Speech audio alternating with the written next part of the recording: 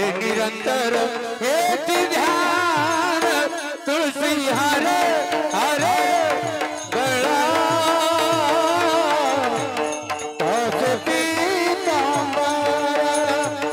तुलसी हरे गला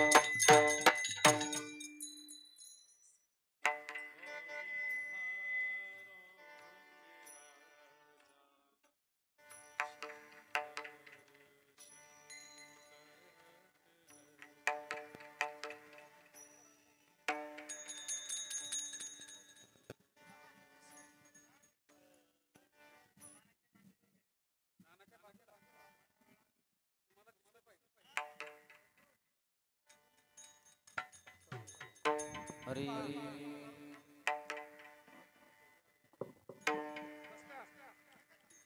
बस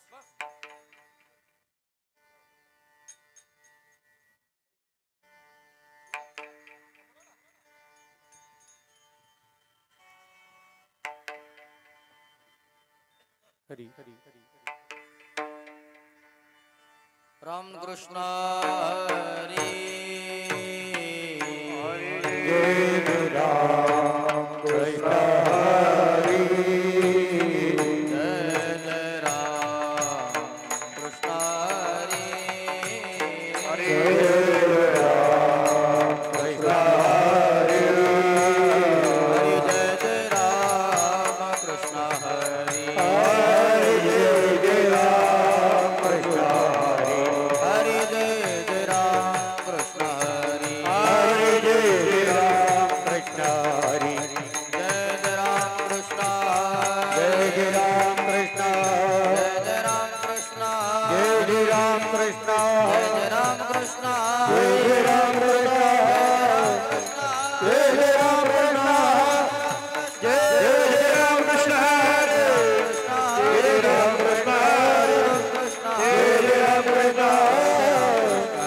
राम कृष्ण जय राम कृष्ण जय राम कृष्ण जय राम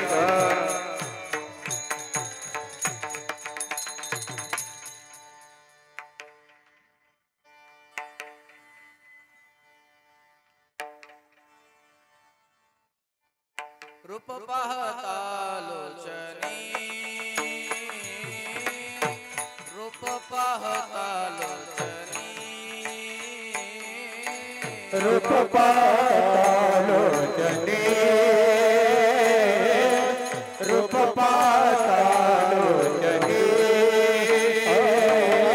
साले वो साजनी सुखदारे साधनी तुहा विठ्ठल बरवा तुहा विठ्ठल बरवा सुख झाले सुख झाले तुहा विठ्ठल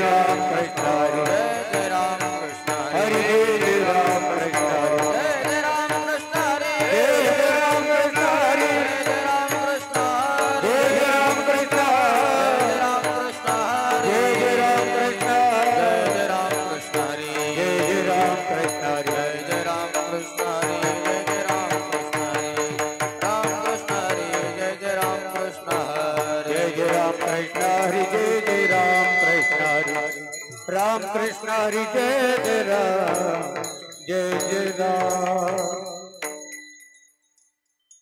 हरि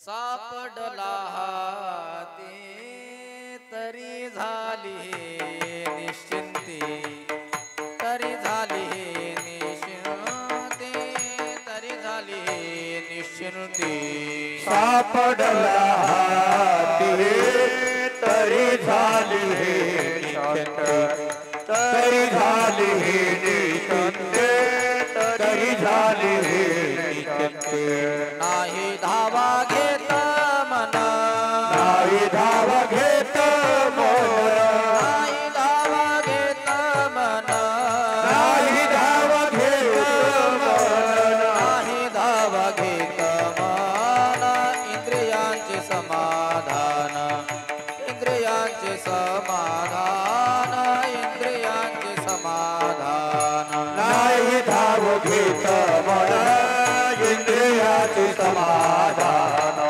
इंद्रियाचे समाधान इंद्रियाचे समाधान सांडियला हेवा अवघा संचिताचा ठेवा अवघा संचिताचा ठेवा अवघा संचिताचा ठेवा सांडियला हेवा अवघा संचिताचा ठेवा अवघा संचिताचा ठेवा अवघा संचिताचा ठेवा नाही धावा घे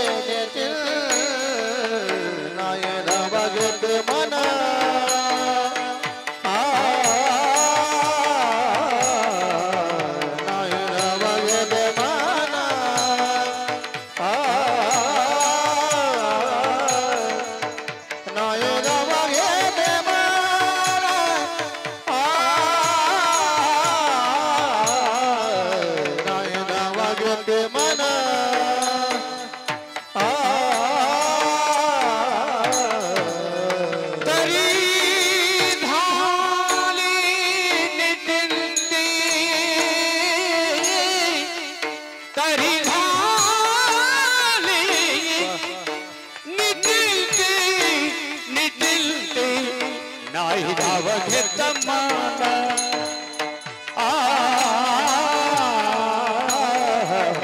नाही धाव घेत मन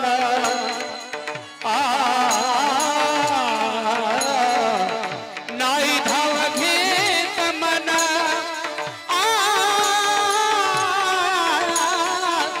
नाही धाव घेत मन नाही धाव घेत मन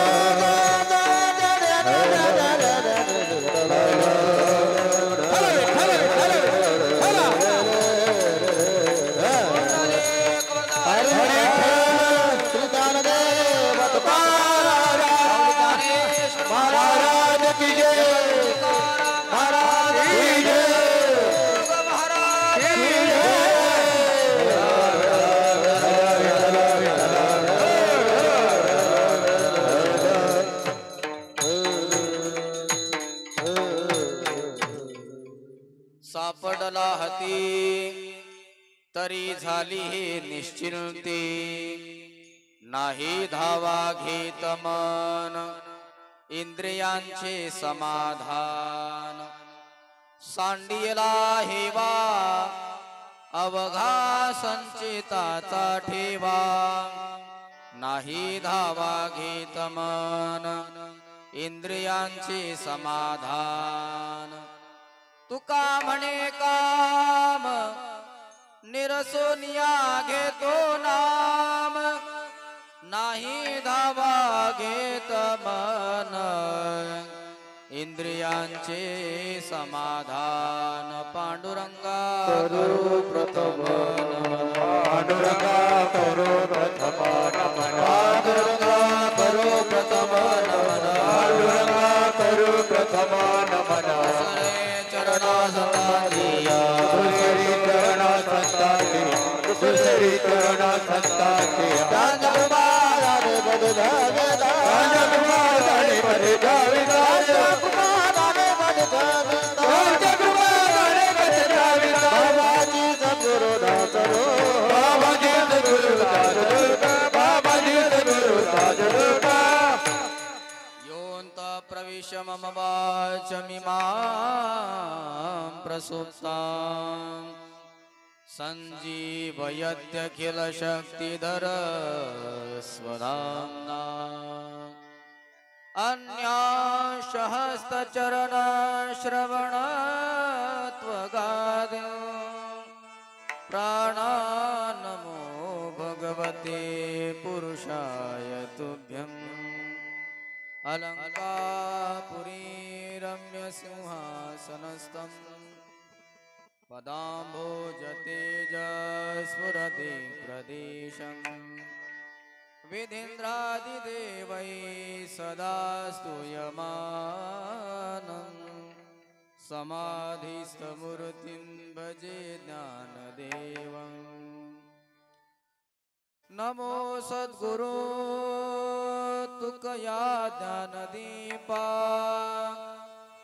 नमो सद्गुरो सच्चिदानन्दरूपा, नमो सद्गुरु भक्त कल्याणमूर्ति, नमो सद्गुरु भास्करा पूर्ण कीर्ती. दयांचे केलिया स्मरण होय सकळ विद्यांचे अधिकरण, तेचे वंदू श्री चरण श्री गुरूंचे ते नमस्कारोनी. आता सापडला हाती तरी झाली हे निश्चिंती, नाही धावा घेत मन इंद्रियांचे समाधान. अनंत कोटी ब्रह्मांड नायक जगदाधार पंढरीदेश पांडुरंग परमात्मा कैवल्य साम्राज्य चक्रवर्ती श्री ज्ञानोबाराय, वैराग्य राग रसिक जगतवंदी जगद्गुरु श्री संत तुकाराम महाराज, सद्गुरु जोग महाराज, गोपाल कृष्ण भगवान आणि सकळ संत मंडळी या सर्वांच्या चरणारविंदी सेवा समर्पित करण्याकरता निवडलेला अभंग विश्ववंद्य, विश्वसंत, विश्वभूषण, विश्वोद्धारक, विश्व कल्याण मूर्ती श्री जगद्गुरु तुकोबाराय यांच्या गाथ्यातील 4 चरणाचा एक चिंतनीय असा अभंग असून या अभंगातून जगद्गुरु तुकोबाराय आमचं जीवन चिंतारहित कशामुळे झालं याचं रहस्य प्रतिपादन करतात. विठ्ठल विठ्ठल विठ्ठल विठ्ठल. सेवेला आरंभ करण्यापूर्वी सर्व पुरुष मंडळींना माझी विनंती आहे की आपण सर्वांनी तिथून उठून समोर बसावं. माझी सर्वांना विनंती आहे. या तुमच्याकरता 55 किलोमीटर आलो मी, तुम्ही एवढं याला कार करते. भगवंताच्या कृपेने, साधू संतांच्या आशीर्वादाने, समस्त ग्रामस्थ मंडळी, समस्त भजनी मंडळी, माता भगिनी या सर्वांच्या अनमोल सहकार्याने बहुमूल्य उपस्थितीमध्ये गेल्या 40 वर्षापासून अखंडितपणे आणि अव्याहतपणे चालू असणारा आपला हा अखंड हरिनाम संकीर्तन सप्ताह या वर्षी आपण 41व्या वर्षामध्ये पदार्पण करत आहोत आणि 41व्या वर्षाची ही प्रथम क्रमांकाची सेवा समस्त ग्रामस्थ मंडळी, समस्त भजनी मंडळी, सप्ताह समिती मंडळ या सर्वांच्या वतीने हरिभक्तीपरायण गट्टू दादा यांच्या संपर्कातून माझ्यासारख्या सामान्य सेवकाकडे ही सेवा प्राप्त झाली. भगवान परमात्मा जशी बुद्धी देते तसं आपण बोलण्याचा प्रयत्न करूया. कार्यक्रमामध्ये उत्साह वाढवण्याकरता ही गुणवंत मंडळी या ठिकाणी उपस्थित आहेत. हार्मोनियम वादक आमचे परमस्नेही आदरणीय भागवत नाना आहेत. गायनाचार्य हरिभक्तीपरायण आदरणीय पवन महाराज, आदरणीय दिलीप महाराज, मृदंगाचार्य हरिभक्तीपरायण सुनीलजी महाराज, 2 चोपदार विनेकरी महाराज, बालगोपाल भजनी मंडळी, आमचे शिवशक्ती साऊंड सर्व्हिसचे मालक असणारे आमचे रामरतन दादा, समस्त ग्रामस्थ मंडळी, भाविक मंडळी, माता भगिनी या सर्वांच्या उपस्थितीमध्ये आपण अगदी वेळेमध्ये सेवा संपन्न करणार आहोत. ग्रामस्थांच्या वतीने, भजनी मंडळाच्या वतीने ही सेवा प्राप्त झाली. तसं आमच्या आतेभाऊची 2-3 वर्षापासून इच्छा होती, आमची दीपक दादांची, पण ती या वर्षी पूर्ण झाली. आमच्या गट्टू दादांचा फोन आला आणि आज आपल्या समोर संकीर्तनाकरता उपस्थित आहे. 41व्या वर्षाची ही प्रथम क्रमांकाची सेवा भगवंताच्या नामाचा काही महिमा प्रगट करावा याच्याकरता जगद्गुरु तुकोबारायांचा 4 चरणाचा अभंग सेवेकरता निवडलाय. अभंगाची प्रस्तावना मांडत असताना पहिल्या वाक्याने सुरुवात करतो. पण कोणी म्हणे महाराज आता प्रस्तावनेची काय गरज आहे, 8:30 ते 10:30 कीर्तने 9:15 झालेत, तुम्ही प्रस्तावना कधी मांडणार, अभंगात प्रवेश कधी करणार, अभंग कधी सोडणार आणि आम्हाला कधी सोडणार. त्याच्यापेक्षा डायरेक्ट अभंगातच प्रवेश करा ना. तर ऐका, डायरेक्ट अभंगात प्रवेश केला तर अभंग समजणार नाही, लक्षात येणार नाही. अभंग सोडा, कधी कधी मराठी वाक्य सुद्धा माणसाला लक्षात येत नाही. आपण सर्व मराठी बोलतो, महाराष्ट्रात राहतो, पण मी एक वाक्य तुम्हाला मराठी सांगतो. दुपारचे 3 वाजले होते आणि 3 वाजता एक महिला आपल्या मालकाला फोन करते, अहो लवकरात लवकर घरी या. म्हणे का? अहो तुम्ही घरी या. पण का? अहो म्हणे तुमची पोरं, माझी पोरं आपल्या पोरांना मारतायत. ऐकताय ना? वाक्य मराठी का इंग्रजी? मराठीच आहे. किती लोकांना समजलं? तुमची पोरं, माझी पोरं आणि आपल्या पोरं. आता समजून सांगण्याकरता मला परत प्रस्तावना सांगावं लागतं. मध्ये 2 प्रकारची संस्कृती. पौर्वात्य संस्कृतीमध्ये आपली हिंदू धर्म संस्कृती. लग्न लागतात आणि एकदा त्या मुलीचं लग्न झालं की ती मुलगी मरेपर्यंत आपल्या पतीचा संसार करते. मरेपर्यंत. महाराज खरंच मरेपर्यंत? हो खरंच मरेपर्यंत ती मुलगी आपल्या पतीचा संसार करते. मग महाराज जर ती मरेपर्यंत संसार करते मग हा घटस्फोट काय भानगड आहे? जर ती मरेपर्यंत संसार करते घटस्फोट का होतात? तर ऐका, घटस्फोट हे शासनाला मान्य आहे, शास्त्राला नाही. कारण शास्त्रामध्ये असं एकही उदाहरण नाही की यांचा घटस्फोट झाला आणि हे वेगळे झाले असं. ते शासनाला मान्य असेल पण शास्त्राला नाही. आपल्या हिंदू सनातन संस्कृतीमध्ये संस्कार दिले जातात. एकदा मुलीचं लग्न झालं की मरेपर्यंत ती आपल्या पतीचा संसार करते, मग तो पती कसाही असो का कसाही असो. येते का लक्षात तुमच्या? कसाही असो नाही तर कसाही असो, पण मरेपर्यंत ती आपल्या पतीचा संसार करत असते. ही आपली हिंदू धर्म संस्कृती शिकवते. परंतु पाश्चात्य संस्कृतीमध्ये असं नाही बरं का. पाश्चात्य संस्कृतीमध्ये लग्न लागत असताना त्या दोघांचे करार सुरू होतात. किती वर्ष एकत्र राहायचं? 20 वर्ष का 25 वर्ष. एकदा त्यांच्या लग्नाला 25 वर्ष पूर्ण झाले, त्यांचा करार संपला की ते दुसरं लग्न करण्याकरता मोकळे. ज्या महिलेचं ज्या पुरुषाचं मी उदाहरण सांगतोय, ही महिला काही आपल्या संस्कृतीप्रमाणे जीवन जगणारी नव्हती. ती पाश्चात्य संस्कृतीचं अनुकरण करणारी होती. तिचं आधी एक लग्न झालं होतं, पहिल्या मालकापासून 2 पोरं होती याच्या घरामध्ये. याच सुद्धा आधी लग्न झालं होतं, पहिल्या पत्नीपासून 2 पोरं होती यांच्या घरामध्ये. नंतर यांचं लग्न झाल्यावर यांना 2 मुलं झाली होती यांच्या घरामध्ये. म्हणून ती म्हणते तुम्ही लवकरात लवकर घरी या. का? तुमची पोरं माझी पोरं आपल्या पोरांना मारतायत. आता समजणं. मग आता विचार करा, एक मराठी वाक्य समजून सांगण्याकरता मला एवढे प्रस्ताव सांगायला लागते. तर जगद्गुरु तुकोबारांचा 4 चरणाचा अभंग आहे, मग त्याच्याकरता प्रस्ताव नाही का? एका वाक्याने हे प्रस्तावना मी सुरुवात करतो. हे वाक्य कीर्तन संपेपर्यंत विसरायचं नाही, आणि कीर्तन संपेवर विसरून जायचं असा गैरअर्थ करायचा. कारण हे वाक्य माझ्या बुद्धीतून सांगणार नाहीये, हे साधू संतांच्या प्रमाणाच्या आधाराने आपलं वाक्य सांगणार आहे. काय वाक्य? संसार करणारा असो नाहीतर परमार्थ करणारा असो, दोघांकरता हे वाक्य अति महत्वाचं आहे. म्हणून दोघांनी लक्षात ठेवा. काय वाक्य महाराज? लक्ष देऊन ऐका. संसार केल्यावर माणसाच्या अंतःकरणामध्ये वैराग्य निर्माण झालं पाहिजे, आणि परमार्थ करून माणसाचं जीवन निश्चिंत झालं पाहिजे. विठ्ठल विठ्ठल विठ्ठल. संसार करता करता करता माणसाला वैराग्य निर्माण झालं पाहिजे. मला सांगा, एखादं लहानसं रोपट आहे, त्याला आपण लावलं, खत पाणी घालायला सुरुवात केली, तेळणी वाढायला सुरुवात केली, तर त्या रोपट्याने कुठपर्यंत वाढलं पाहिजे? पानं लागेपर्यंत, फुलं लागेपर्यंत, का मोठं झाड होऊन फळ लागेपर्यंत वाढलं पाहिजे? फळ लागेपर्यंत. जसं त्या रोपट्याने थांबू नये, मोठं व्हावं आणि फळ लागेपर्यंत वाढतच राहावं, तसं तुम्ही आम्ही आपण सर्वांनी संसार करावा. कुठपर्यंत? जोपर्यंत आपल्या संसाराला फळ प्राप्त होत नाही तोपर्यंत. आता काय म्हणते महाराज? ज्ञानेश्वर महाराजांनी तर 15व्या अध्यायात सांगितलंय की या संसाराला फुलच येत नाही तर फळ येणार तरी कुठून?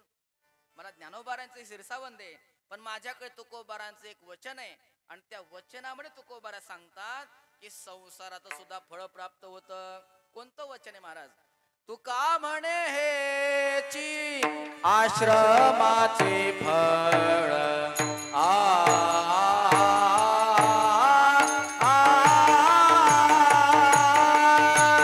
तुका म्हणे ते आश्रमाचे फळ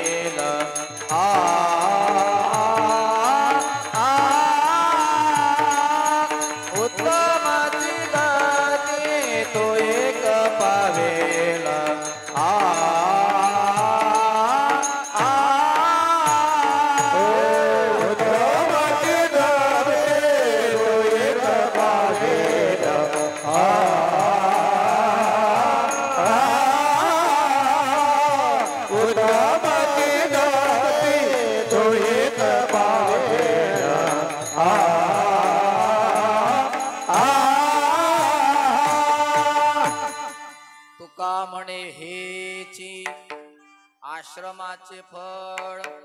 तुकोबाराय म्हणतात गृहस्थाश्रमाचं एवढं एकच फळ आहे, परमपद बड वैराग्याचे. म्हणजे संसार करता करता माणसाला वैराग्य निर्माण झालं पाहिजे. पण पुढचं वाक्य आहे का, संसार करता करता माणसाला त्याग करावा असं वाटलं पाहिजे, पण तो त्याग वैराग्याने झाला पाहिजे बरं, वैतागाने नाही. काही लोक घराचा त्याग वैराग्याने करतात आणि काही काही वैतागाने घर सोडून निघून जातात.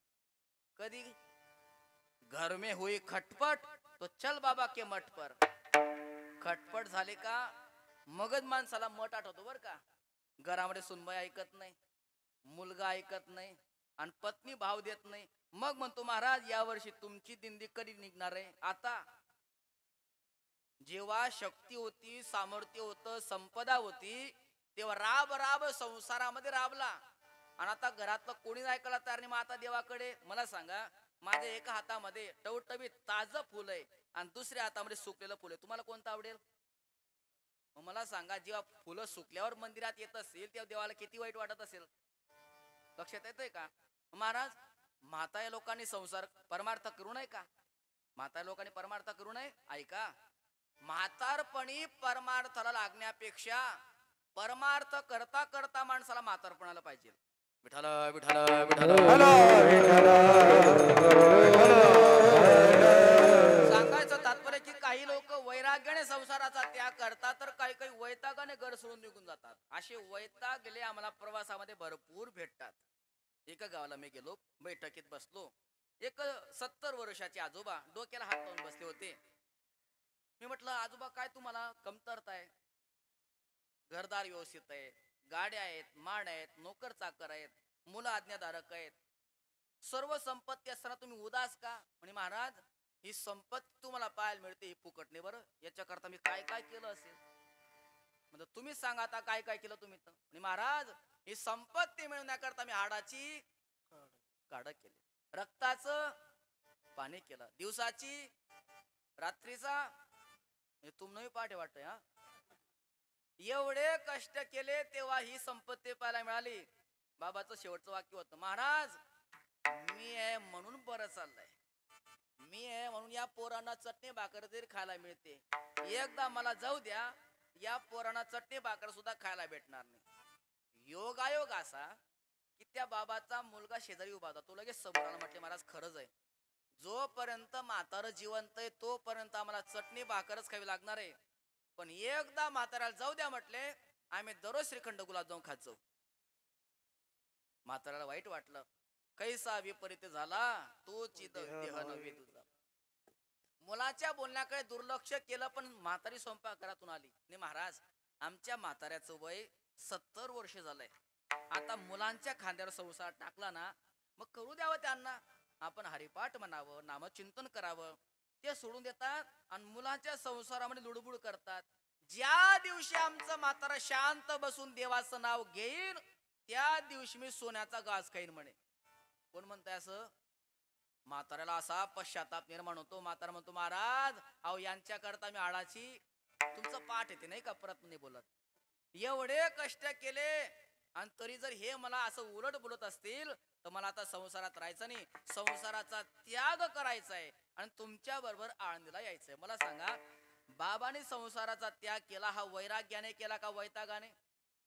वैतागाने केला. पण ज्याने वैतागाने घर सोडलं त्याला संसार नाही करता आला, ज्याने वैराग्याने घराचा त्याग केला त्याला संसार करता आला. आपण परमादरणीय परमश्रद्धेय गुरुस्थानी असणारे आमचे बबन बाबा यांच्या श्रीमुखातून प्रासादिक वाणीतून श्रीमद भागवत कथा श्रवण करत आहात. श्रीमद भागवताच्या 3ऱ्या स्कंदामध्ये कर्दम देवहूतीचा संवाद येतो, कपिल देवहूतीचा संवाद येतो. कर्दम ऋषींचं चरित्र बघा. मला कथा सांगायची नाहीये, मला त्याचे मुद्दे सांगायचे आहेत. मला सांगा, कर्दम ऋषीला काय कमतरता होती हो? फिरण्याकरता कामक विमान होतं, कामनेनुसार ते विमान फिरायचं, त्याला म्हणतात कामक विमान. पतिव्रता पत्नी आहे देवहूती, 9 मुली आहेत, अनसुये सारख्या, अरुंधती सारख्या पतिव्रता मुली आहेत. आणि जावई तर तेजस्वी तपस्वी आहेत, अत्रि ऋषींसारखे आणि वशिष्ठ ऋषींसारखे 9 जावई आहेत. पर मुलगा साक्षात भगवान विष्णू कपिल रूपामध्ये अवतीर्ण झालायत मुलाच्या रूपामध्ये. सांगा कोणती कमतरता आहे? पत्नी चांगली आहे, मुली चांगल्या आहेत, मुलगा चांगला आहे, जावई चांगले आहेत, सर्व काही अनुकूलता आहे, पण ज्या वेळेला संसाराची सर्व कर्तव्य संपली, कमंडल उचलला, घराचा त्याग केला आणि वनामध्ये तप करण्याकरता गेले, याला म्हणतात वैराग्य. विठ्ठल विठ्ठल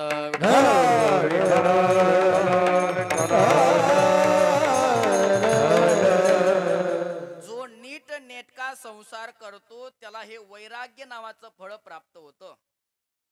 संसार करता करता पुन्हा संसारच करत राहावा असं वाटत असेल तर समजावं आपण नीट नेटका संसार करता आला नाही.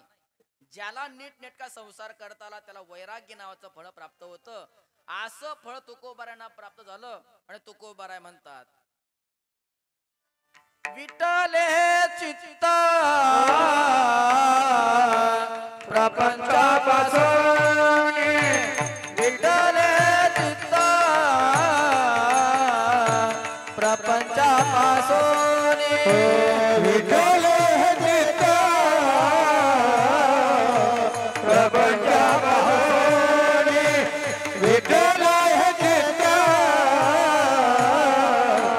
प्रपंचापासून वमनते मनी बैसले से वमनते मनी बैसले से वमनते मनी बैसले से वमनते मनी बैसले से विठ्ठले चित्त प्रपंचापासून विठ्ठले चित्त प्रपंचापासून विठ्ठले चित्त प्रपंचापासून विठ्ठले चित्त प्रपंचापासून विठ्ठले चित्त प्रपंचापासून वमनते मनी बैसले से वमनते मनी बैसले से विठ्ठले प्रपंचापासून वमनते मनी बैसले से वमनते मनी बैसले से. तुकोबारांनी पूर्वीच्या कालावधीमध्ये नीट नेटका संसार केला, त्याचं फळ वैराग्य प्राप्त झालं आणि त्यांची अवस्था काय झाली, विठ्ठले हे चित्त प्रपंचापासून वमनते मनी बैसलेसे. महाराज म्हणतात अंतःकरणामध्ये प्रपंचाविषयी आता काय बसलंय, वमन. वमन म्हणजे काय हो? वमन म्हणजे वांती. वांतीलाच वमन असं म्हणतात. एकादशीचा दिवस होता, फराळ करण्याकरता साबुदाण्याची खिचडी, बसल्या पंक्ती. एक गृहस्थ एवढ्या घाईने तो साबुदाणा खात होता जणू काय मागच्या 15 दिवसापासून उपाशी होता की काय कुणास ठाऊक. 15 दिवसापासून उपाशी असल्यासारखा आदाशे सारखा तो मनुष्य साबुदाणे खात होता. एक तर साबुदाणे पचण्याकरता जड, आणि तो एवढ्या गाईगाईने खाता खाता त्याला काय पचणार आहे का हो? खाता खाता जोरात आला ठसकान, जसा ठसका आला नाकातून साबुदाणा बाहेर पडला. तो साबुदाणा काही त्याला पचता नाही गाईगाईने खाल्ल्यामुळे. बाकीचे लोक फराळ करत होते तेवढ्या त्या बाबाने तिथेच केली वांती. आता वांती केल्यानंतर त्या पंक्तीचा जो यजमान होता तो धावत धावत आला, का हो बाबा, एवढे महागाचे साबुदाणे आणले, एवढे प्रेमाने तयार केले आणि एवढे आदराने आग्रहाने तुम्हाला खाऊ घालतो, तुम्ही खाल्ले का नाही खाल्ले लगेच वांती करून टाकली. म्हणे माते ल्यासाठी शक्य आहे का? अहो म्हणे दुसऱ्याचं नाही, तुमचंच आहे ना ते. जे पोटात होतं ते वांतीद्वारे परत काय आलंय, ताटामध्ये आलंय, मग काय हरकत आहे चाटायला? म्हणे दुसऱ्याची नाही, माझीच वांती मला पाहिलं तरी सुद्धा किळस निर्माण होते की नाही? दुसऱ्याची वांती पाहून आपल्याला किळस निर्माण होईल यात नवल नाही. आपलीच वांती पाहून आपल्याला काय निर्माण होते, किळस निर्माण होते ना. माता तुकोबारांचं म्हणणं आहे का, ज्याप्रमाणे आपल्याच वांतीकडे पाहून आपल्याला किळस निर्माण होते, त्याप्रमाणे आपल्याच संसाराकडे पाहून ज्या दिवशी आपल्याला किळस निर्माण होईल समजावं संसाराचं फळ वैराग्य प्राप्त झालं. विठ्ठल विठ्ठल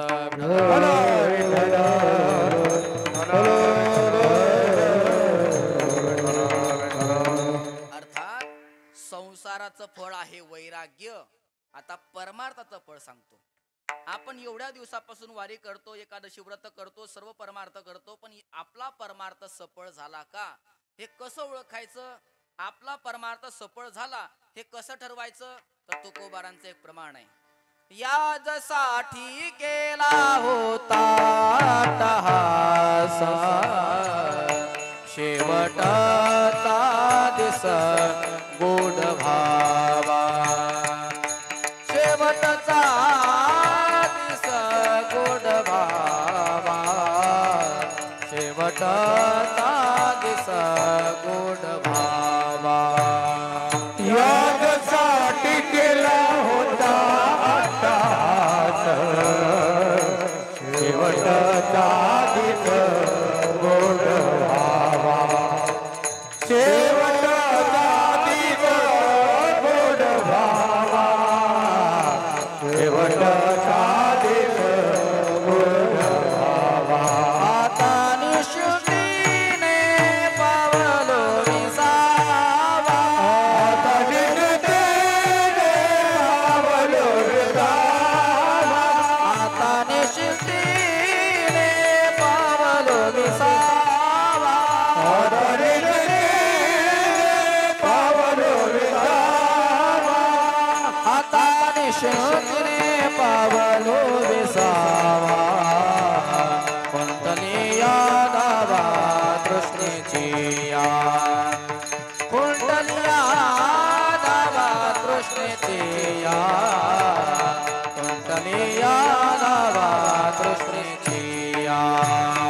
आता निश्चितीने पावलो विसावा, कुंडली यादवा कृष्णेची या, कुंडली यादवा कृष्णेची या, कुंडली यादवा कृष्णेची या.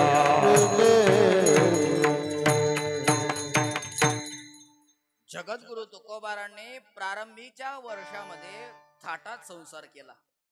त्याचं फळ वैराग्य तुकोबारांना प्राप्त झालं. आणि काय अवस्था झाली? आमचं चित्त प्रपंचापासून विटलं. आणि प्रपंचापासून चित्त विटल्यामुळे तुकोबाराय घरदार सोडून कधी भंडारा डोंगरावर जायचं, कधी भामचंद्र, कधी गोराडा या डोंगरावर जाऊन भजन करायचं, नामचिंतन करायचं. लोक विचारायचे, महाराज तुम्ही काम धंदा सोडताना आणि त्या डोंगरावर जाऊन भजन करतात, तुम्हाला काय भेटलं? तुकोबाराय म्हणतात, आता निश्चिंतीने पावलो विसावा, माझ्या जीवनामध्ये निश्चिंतता प्राप्त झाली.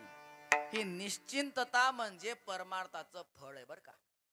गळ्यामध्ये तुळशीची माळ आहे, एकादशी धरतो, सोमवारचं व्रत करतो, आषाढी कार्तिकी पंढरपूरची वारी करतो, आळंदीची वारी करतो, कथा कीर्तन पुराण श्रवण करतो. आणि एवढं सर्व करूनही जर संसाराची चिंता करत असेल तर म्हणावं लागेल, फकीर वकर फिरकीर करता वो भी साला गद्दा है. फकीर झाला ना तू, फिकीर कशाची? आणि तुला फिकीरच करायची होती तर फकीर झाला तरी कशा करता?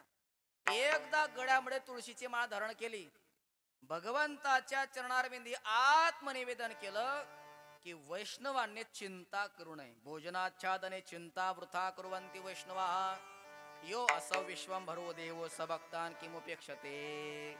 जो परमात्मा सर्वांचा सांभाळ करतो तो तुला सोडून देणार आहे का?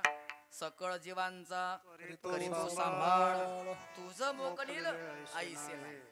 याच्या करता वैष्णवांनी निश्चिंत होऊन भगवंताचं नामचिंतन करावं. पण महाराज किती निश्चिंत असलं पाहिजे माणसाने? ज्याच्या गळ्यामध्ये इको काढून घ्या, ज्याच्या गळ्यामध्ये तुळशीची माळ आहे त्याने किती निश्चिंत असलं पाहिजे? त्याने किती निश्चिंत असलं पाहिजे? तर ऐका, एका गावामध्ये एक श्रीमंत सावकार होता.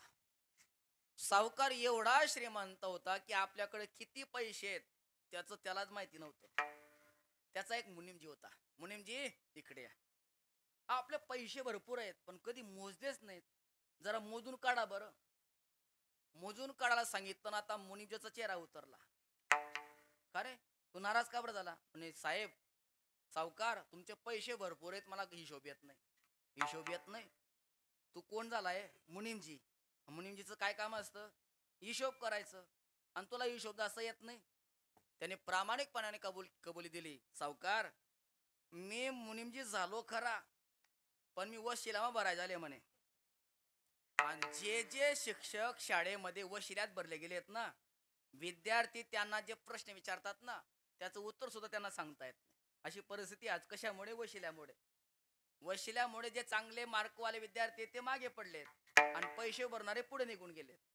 परिस्थिती अवघड होती. मराठीचा तास चालू होता. ते मराठीचा तास शिकवत असताना शब्द आला व्यासपीठ. कोणाला शंका नव्हती, पण एक मागच्या बाकावर बसणारा एक हुशार विद्यार्थ्याला शंका आली. गुरुजी, एक प्रश्न विचारू? म्हणे विचार. एक शंका आहे म्हटले. म्हणे व्यासपीठ म्हणजे काय? गुरुजीलाच माहिती नाही व्यासपीठ कशासोबत खातात असं.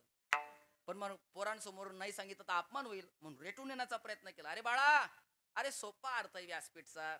जसं भारतामध्ये गहू दळल्यावर जे होतं त्याला म्हणतात गव्हाचं पीठ, बाजरी दळल्यावर बाजरीचं पीठ, तसं अमेरिकेमध्ये व्यास नावाचं धान्य ते दळल्यावर जे होतं त्याला म्हणतात. आता असं जर शिक्षक शिकवायला लागले तर पोराचं कधी कल्याण व्हायचं? परिस्थिती फार अवघड होत चालली, गंभीर होत चालली. या मुनिमजीने प्रामाणिकपणे कबूल केलं की मी मुनिमजी झालो करा, पण मला जसा हिशोब येत नाही. सावकार म्हटले चिंता कशाला करतो? अरे तू फक्त पैसे मोजायला सुरुवात कर. अहो नंदगाव ग्रामस्थांचं गणित चांगलं पक्क आहे. ते सर्व ग्रामस्थ म्हणे तुला मदत करतील. थोडीशी मदत करा बरं का ग्रामस्थ मंडळी. कशा करता? पैसे मोजायचे. कोणाचे? सावकाराचे. मोजणारा कोण आहे? मुनिमजी. थोडीशी मदत करा. लहान पोरं माझ्या पाठीमागे आहेत, समोर असतील एक दोन. त्यांनी बोला आपण लहानापासून सुरुवात करू. अजिबात घाबरायचं, उत्तर द्यायचं. मुनिमजीने पैसे मोजायला सुरुवात केली. एक, एकावर शून्य. बोला, जोरात बोला. दोन, 10. हा, जोरात बोला, जोरात आणि बरोबर सांगा. एकावर शून्य, 10. शाबास. 10वर शून्य. बोलत आता मोठे लोक बोला, ते नवीन असल्यामुळे लाजता येत ते. 100वर शून्य, 1000वर शून्य. मी विश्वास दिलाय बरं का त्या सावकारांना, तुम्ही चांगल्या हिशोब येता बो असं. 10,000वर शून्य, 1,00,000वर शून्य, 10,00,000वर शून्य, कोटीवर शून्य, 10 कोटी. 10 कोटीवर शून्य अरब. त्याच्यावर शून्य खरब. आणि त्याच्यावर शून्य बरफ. नाही ना? म्हणता का हे ओ म्हणता तुम्ही? का सध्याच्या काळामध्ये तुम्ही श्रोते मंडळी काही ओ म्हणतात, त्यामुळे कीर्तनकार काही सांगतात. कोणत्या गुरुजीकडे शिकत नाही, कोणत्या ग्रंथाचा अभ्यास करत नाही, पुस्तक वाचत नाही, गुरुसेवा करत नाही. मनाला वाटेल ते बोलतात. का? तुम्ही ऐकून घेता म्हणून. पण ज्या दिवशी महाराष्ट्राचा श्रोता जागरूक होईल आणि कीर्तन संपल्यावर कीर्तनकाराला विचारले, महाराज दिवसभर शेतामध्ये काम करतो, संध्याकाळी जेवलो की विश्रांतीची गरज असते आम्हाला, तरी झोपेचा त्याग करून आम्ही कीर्तन ऐकण्याकरता येतो. तुम्ही कोणत्या गुरुजीकडे शिकण्याकरता होते? तुम्ही कोणकोणत्या ग्रंथाचा अभ्यास केलाय? कोणत्या ग्रंथाचं वाचन करून तुम्ही कीर्तन करता? कारण तुकोबारांचं प्रमाण आहे ना, पाहुनिया ग्रंथ करावे कीर्तन, तेव्हा आले जाण फळ त्याचे. मग तुम्ही कोणत्या ग्रंथाचा अभ्यास करून कीर्तन करता? असो जेव्हा श्रोते कीर्तन करायला विचारतील तेव्हापासून कीर्तनकार सुद्धा ग्रंथाचा अभ्यास करून कीर्तन करतील. नाहीतर परिस्थिती अवघड होत चालली आहे. काही काही गावामध्ये आता अशी पद्धत निघाली आहे, हे नेमकं कीर्तन आहे का कीर्तन शब्दाचं उलट काय होतं? फार अवघड होत चालली आहे. म्हणजे पूर्वीच्या काळामध्ये काय असायचं, कोणता का कीर्तनकार असे ना काय सांगेल देवाचं सांगेल ना, म्हणून लोक येऊन बसायचे. पण आता परिस्थिती बदलली बरं का. आता कीर्तनकार पाहूनच कीर्तनाला जायचं. जो देवा धर्माचं सांगत असेल त्याचंच कीर्तन ऐका, आणि जो देवाचं सोडून संसाराचं सांगत बसत असेल, इतर गोष्टी सांगत असेल देवाचं सोडून, त्याच्या कीर्तनाला जाण्यापेक्षा देवासमोर बसा, 10 माळा जप करा, ते तरी पुण्य होईल. विठ्ठल विठ्ठल विठ्ठल.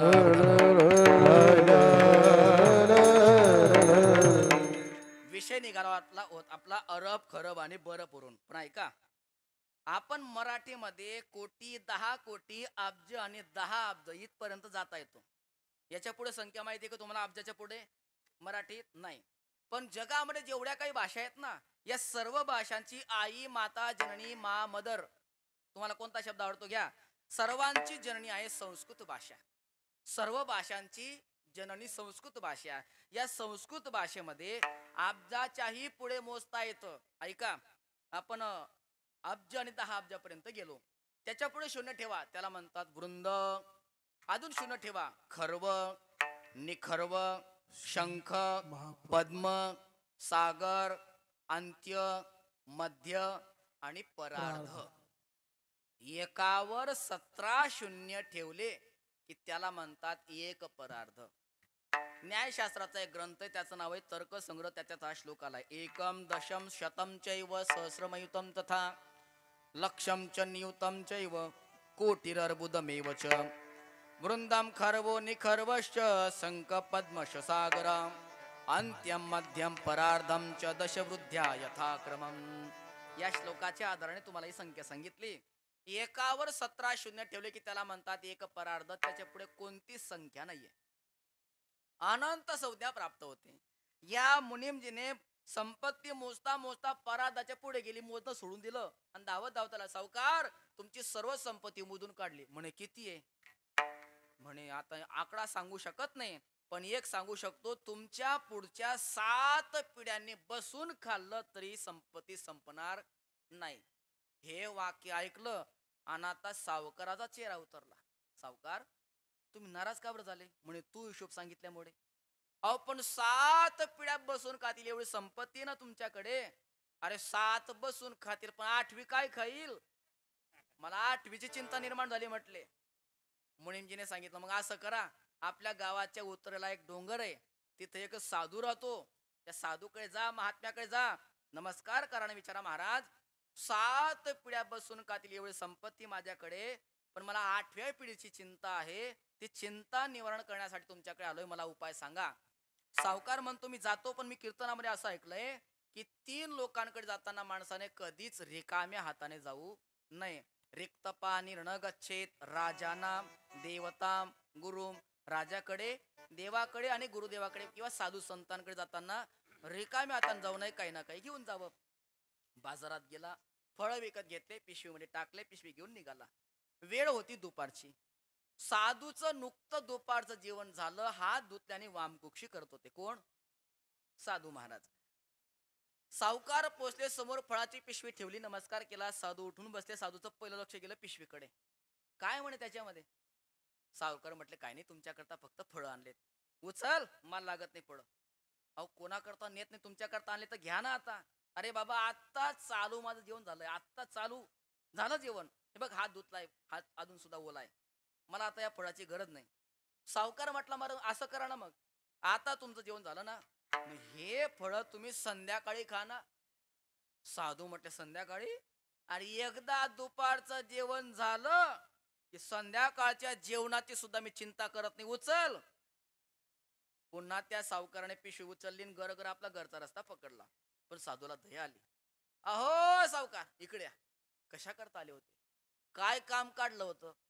सावकारने अशी इथून हात जोडले, म्हणे महाराज ज्या कामाकरता आम्ही आलो होतो ते काम तर झालं, तुमच्या लक्षात आलं का?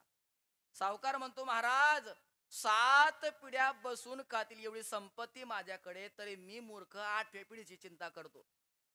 आणि उपाय विचार करता कोणाकडे आलो? ज्यांचं दुपारचं जेवण झाल्यावर, ज्यांना संध्याकाळच्या जेवणाची सुद्धा चिंता नाही, एवढं निश्चिंत जीवन आपलं ज्या दिवशी होईल, समजावं आपला परमार्थ सफळ झाला. विठ्ठल विठ्ठल विठ्ठल.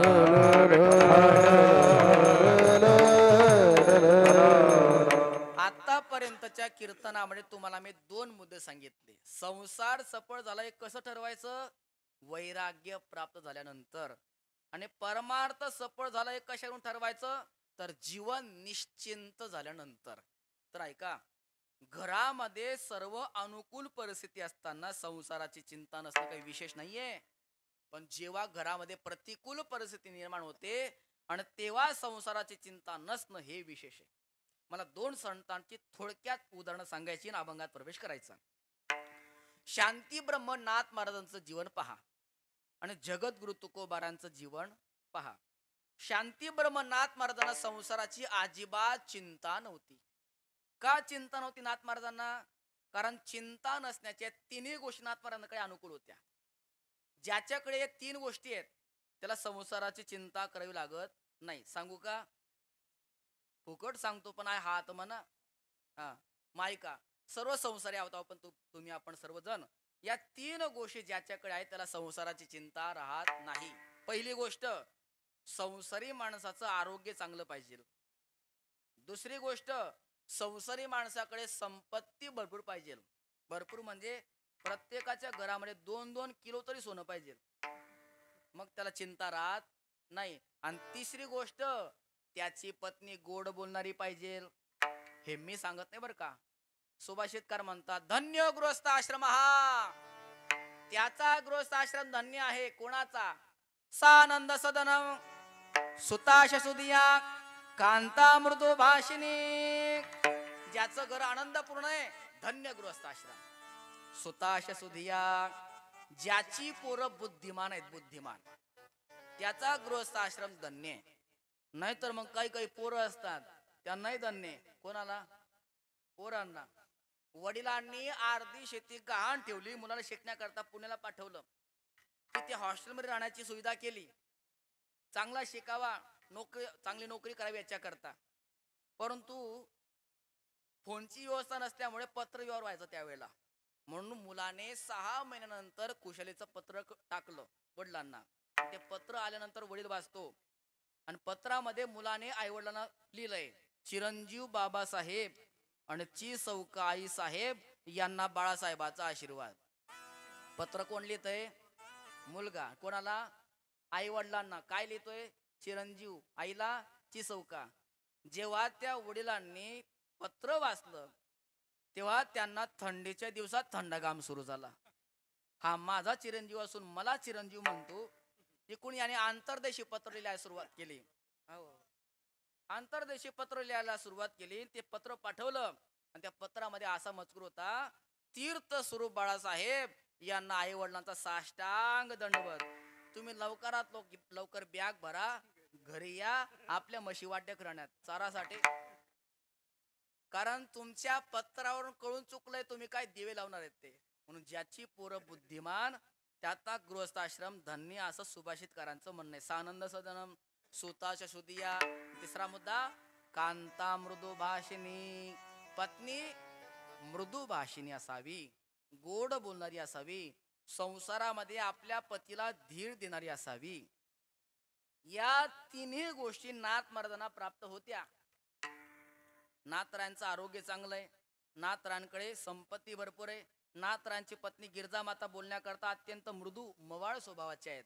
नाथमर्दांना 3 गोष्टी अनुकूल असल्यामुळे नाथरायांना संसाराची चिंता नव्हती. आता जरा तुकोबारांकडे या.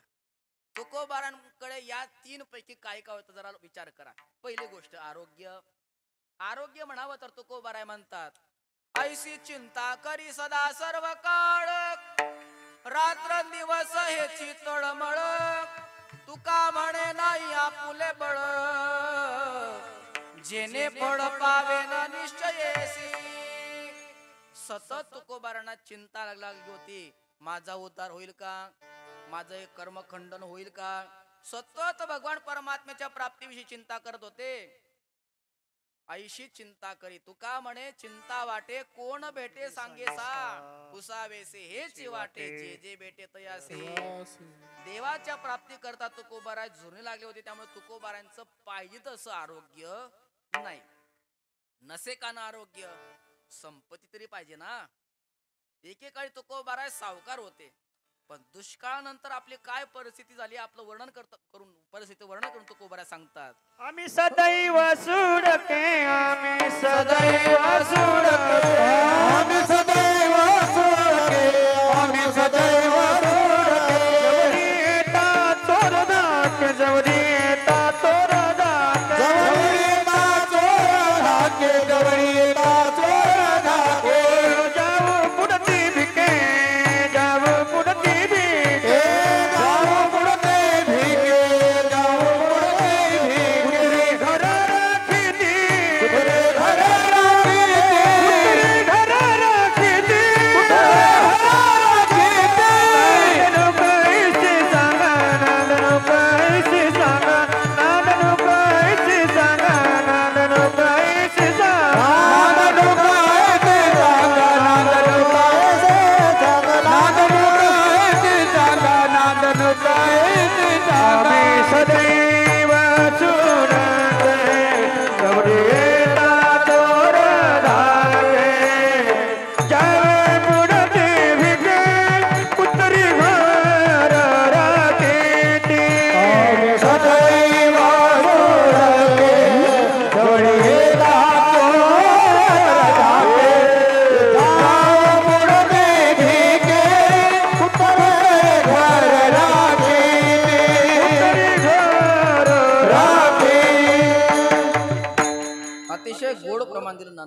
आम्ही सदैव सुडके. आम्ही कसे आहोत? नेहमी सोडके आहोत. आता लक्ष द्या पुढचं प्रमाण. जवळ येता चोर धाके. लक्ष द्या, माझ्या अंगात जो सदरा आहे याला दांडेकर शर्ट असं म्हणतात. या शर्टला 3 केशे आहेत. इकडे 1, इकडे 2, वरचा 3. कल्पना करा इकडच्या केशात 2 लाख रुपये. कल्पना कराल का हरकत आहे आपल्याला? इकडे 2, 2 आणि 2 आणि वरच्या खिशात 3, 4 आणि 3, 7 लाख रुपये घेऊन मी रात्री निघालो. तुम्हाला धाक आहे कोणाचा? कधी गाडी अडवतील लुटून ते सांगता येत. पण तुकोबाराय म्हणतात आम्ही कीर्तन संपल्यावर रात्री अपरात्री कधीही निघो, आम्हाला चोरांचा धाक नाही. उलट जे चोरी करण्याकरता चोर निघालेत त्यांना जर तुकोबाराय दिसले तर धाक चोरांना पडायचा. पण यांना काहीतरी द्यावं लागेल. आता जवळ येता चोर धाके. कारण प्रमाण तसंच आहे. जाऊ पुढे भिके कुत्री घर राखीत. म्हणजे आरोग्य तर नाही आणि संपत्ती सुद्धा. मग कमीत कमी तिसरी गोष्ट तरी चांगली पाहिजे होती ना. कोणती? पत्नी गोड बोलणारी. एवढं तरी एक चांगलं पाहिजे होतं ना. खरं सांगत तुकोबारांची पत्नी गोड बोलणारी होती की नाही? किती गोड स्वभाव होता आई साहेबांचा. होता? अजिबात नाही. जिजाऊ साहेबांचा स्वभाव एवढा कडक होता, एवढा तिखट स्वभाव होता जिजाऊ साहेबांचा की जिजाऊ साहेब बोलायला लागल्या म्हणजे तुकोबारांना सोडा, पांडुरंग परमात्म्याला सुद्धा घाम फुटायचा. जिजाऊ साहेब बोलायला लागले तर काय झालं? तुकोबारांचं दिवाळ निघालं. त्यामुळे तुकाराम महाराजांच्या मेहुण्याला कीव आली आणि त्यांनी एक म्हैस पाठवून दिली महाराजांना. कोणी पाठवली म्हैस? मेहुण्याने. मेहुणा करतो सर्वांना. बायकोच्या बापाला मेहुणा म्हणतात ना, भावाला. म्हणजे आपल्या ग्रामीण भाषा सांगायचं म्हणजे साल्याने म्हैस पाठवून दिली. ते म्हैस 12 वर्ष व्यालीच नाही, एकदा व्याली. आता म्हैस व्याल्यानंतर त्या जिजाई मातेचा आनंद गगनात मावेना. कारण ती म्हैस कुठून आली होती? माहेर कडून. आणि म्हणतात महिलांना माहेरचं. आता जर कुत्र एवढं गोड लागतं तर म्हैस किती गोड लागत असेल. सकाळपासून संध्याकाळपर्यंत सारखी सेवा त्या म्हशीची जिजवाई साहेब करायच्या. ती म्हैस व्याली. एक तांब्या घेऊन तुकोबारा गेले. अगं आवले, प्रेमाने आवले म्हणायची. आवले, अगं एवढा एक तांब्या भरून दूध देते का? अहो ज्ञाना महाराज. मग एक तांब्या भरून दूध घेतलं, गेले. दुसऱ्या दिवशी परत एक तांब्या, तिसऱ्या दिवशी एक तांब्या, चौथ्या दिवशी एक तांब्या, पाचव्या दिवशी एक तांब्या. जिजाई विचार करतायत 5 दिवसापासून आपल्या घरातला मोठा तांब्या भरून महाराज दूध घेऊन जात आहेत. नेमकं नेतात कुठं? तपास केला पाहिजे म्हणे आपण. सावधान बरं का पुरुष मंडळी. कारण प्रत्येक महिलांचे गुप्तहेर असतात. आणि गुप्तहेर कोण? आपलीच पोरं, दुसरं कोण? बाळू इकडे, तुला खाण्याकरता लाडू देऊ. त्याला लाडू द्यायचा आणि विचारायचं का रे, काल तू तुझ्या पप्पांबरोबर आत्याच्या गावाला गेला होते की नाही? म्हटले हो. मग हा लाडू घे आणि सांग बरं तुझे पप्पा आत्या बरोबर काय गप्पा मारत होते ते? त्या बाळूला एक लाडू दिला की पप्पाच्या सर्व गप्पा सांगून टाकतं ते. तसं तुकोबाराची मोठी मुली काशीबाई. ए काशी इकडे, मी तुला एक ग्लास भरून दूध पिण्याकरता देईन. तुझ्या वडिलांसोबत तू नेहमी असते. तुझे वडील 5 दिवसापासून एक एक तांब्या दूध घेऊन जातात. नेमकं नेतात कुठं ग? म्हणे आई नक्की देशील का दूध? हो नक्की देईल. मग ती काशीबाई सांगायला सुरुवात करते. आई माझे वडील सुंदर आणि गोड असं दूध घेतात, तांब्यामध्ये ओततात आणि तो तांब्या घेऊन पांडुरंगाच्या मंदिरात जातात. पुढे मंदिरात प्रवेश करतात, पुढे गाभाऱ्यात प्रवेश करतात, पुढे पांडुरंगासमोर उभी राहतात. पुढे आई तो दुधाने भरलेला तांब्या पांडुरंग परमात्म्याच्या मुखाला लावतात. पुढे आई तुला काय सांगू मी, संपूर्ण जगाचा चालक मालक प्रतिपालक असणारा परमात्मा, ज्या परमात्म्याच्या दर्शनाकरता मोठमोठे तपस्वी हिमालयासारख्या खडतर जागेमध्ये तपश्चर्या करतात आई. पण त्यांच्या कधी स्वप्नात न जाणार परमात्मा. पण माझ्या वडिलांनी दुधाचा तांब्या असा समोर केला की तो परमात्मा गटा गटा गटा ते दूध पिऊन टाकतो. हे वाक्य ऐकलं आणि जिजाईची तळपायाची आग मस्तकाला गेली. का माहिती का? जिजाईचं आणि पांडुरंगाचं अजिबात जमत. आणि ज्यांचं जमत नाही त्यांचा एक आकडा असतो. कोणता? पण यांचा 72चा होता. कोणाचा? जिजाईचा आणि पांडुरंगाचा. तुम्ही म्हणणार 72 कुठून आणलं? एका 36ने भागणारच नव्हतं म्हणून 36 दुने एवढं वाकडं होतं. त्या मेल्या विठ्याने माझ्या मालकाला वेड लावलं म्हणून त्यांच्या संसारापासून दुर्लक्ष झालं. तुकोबारांना जिजाऊ माता काहीच बोलायच्या नाही, बोलायच्या पांडुरंगाला. या विठ्याने माझ्या मालकाला वेळ लावलं आणि माझ्या भावाने दिलेले म्हैसीचं दूध पुन्हा करता सुकावला काय, आता याची खोड मोडते म्हटले. 6व्या दिवशी स्वतः दूध गरम केलं, कडक दूध केलं, तांब्यामध्ये ओतलं, एका फडक्याने तांब्या पकडला आणि तार तार तार तार चालत चालत जिजाबाई साहेब पांडुरंग परमात्म्याच्या मंदिराकडे निघाल्या. आता तुम्ही पंढरपूरला गेले असाल, गेलेत ना? सर्वच गेलेत, काही बाकी आहेत ना? त्यांनी जाऊन या बर का, म्हणजे जायच्या आधी जाऊन या.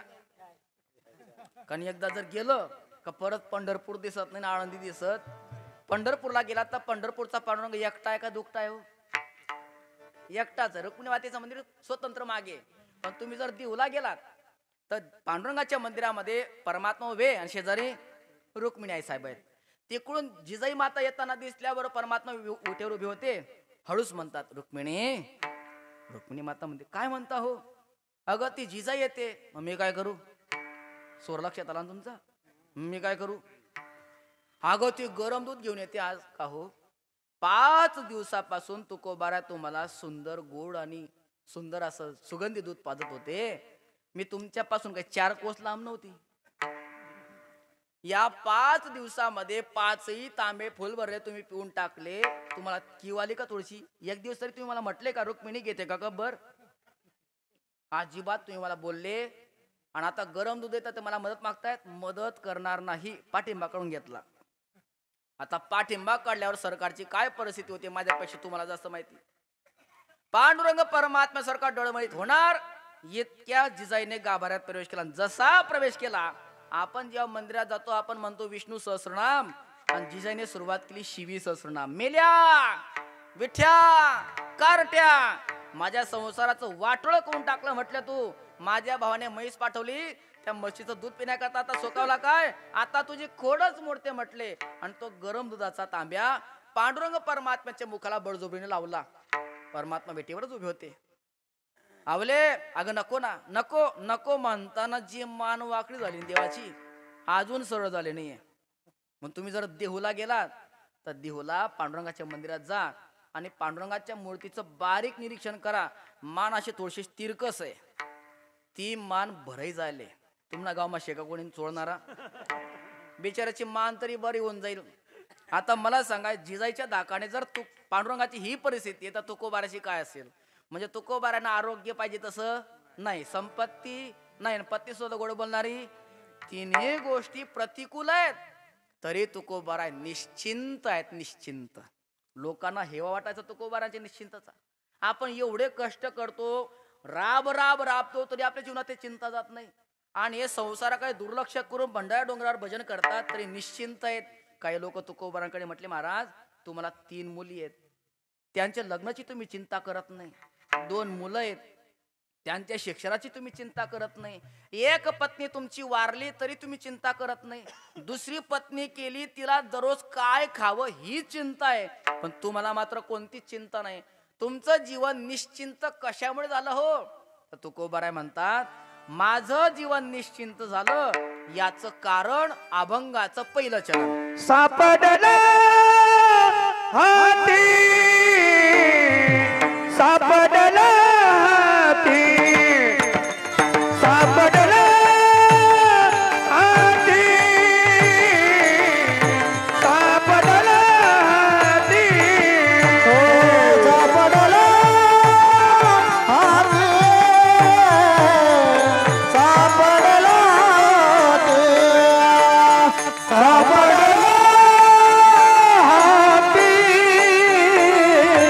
सापडला